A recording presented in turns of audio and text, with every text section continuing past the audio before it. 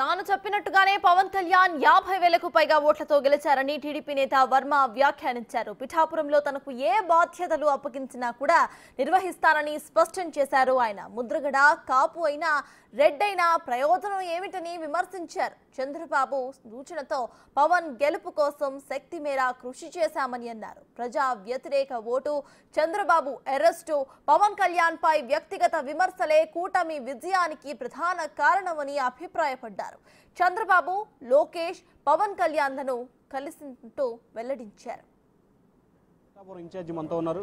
Sir చెప్పండి, దాదాపుగా పవన్ కళ్యాణ్కి అత్యధిక మెజార్టీతో గెలుపొందారు. దాంట్లో మీ పాత్ర ఏ విధంగా ఉంది? 100% నేను, నా భార్య, మా అబ్బాయి అందరం కూడా కలిసికట్టుగా పనిచేసాం. ఆయన రావడం అదృష్టంగా భావించాం. జనసేన పార్టీ అధ్యక్షుడు పిఠాపురాన్ని పోటీ చేస్తున్నారు కాబట్టి మేము దానికి తగ్గట్టు బాధ్యత వహించి గెలిపించాం. సార్, తాజాగా చూసుకుంటే మీ నియోజకవర్గానికి సంబంధించిన ముద్రగడ ఎన్నికల ముందు వైసీపీలో చేరటం, ఆ తర్వాత రకరకాల విమర్శలు చేయటం, తాజాగా నాయుడు నుంచి రెడ్డిగా మారుతున్నట్లు కూడా అఫిడవిట్ పెట్టానని చెప్పి ఇందాక చెబుతున్నాడు. ఏ రకంగా తీసుకోవాలి? ఏమండి, ఎవరు పేర్లు నాయుళ్ళు రెడ్లు మార్చుకున్నా, రెడ్లు నాయుళ్ళు మార్చుకున్నా, ఇద్దరు కలిసి చౌదరులు మార్చుకున్నా అది వ్యక్తిగత అభిప్రాయాలు వాళ్ళవి. మనం ప్రజాక్షేత్రంలో ఏం మాట్లాడింది ఇంప్లిమెంట్ చేసుకోవాలా లేదా అన్నది ఆలోచన కూడా వాళ్ళ నిర్ణయం తీసుకోవాలి. సార్, ఫైనల్గా పిఠాపురానికి సంబంధించిన ప్రజలు పవన్ కళ్యాణ్ దగ్గరికి వెళ్ళాలా, మీ దగ్గరికి రావాలా? పవన్ కళ్యాణ్ గారి దగ్గరికి వెళ్తారు. అంటే పవన్ కళ్యాణ్ గారు రాష్ట్ర అధ్యక్షుడు, సో కూటమిలో కీలకమైన పాత్ర పోషించబోతున్నారు. అక్కడ ఇన్ఛార్జిగా మీరే ఉండే అవకాశమా? అంటే అలా కాదు, ఆయన అక్కడ ఎమ్మెల్యే, ఆయన అన్నప్పుడు ఆయన దగ్గరికే ప్రజలు వెళ్తారు. ఏదైనా ఆయన నాకు ఆదేశించి ఇది చూడండి వరం గారు మీరు షార్ట్అవుట్ చేయండి అంటే అప్పుడు నేను ఇన్వాల్వ్ అవుతాను తప్పితే నేను అలాగ ఇన్వాల్వ్ అయ్యే వ్యక్తిని కాదు.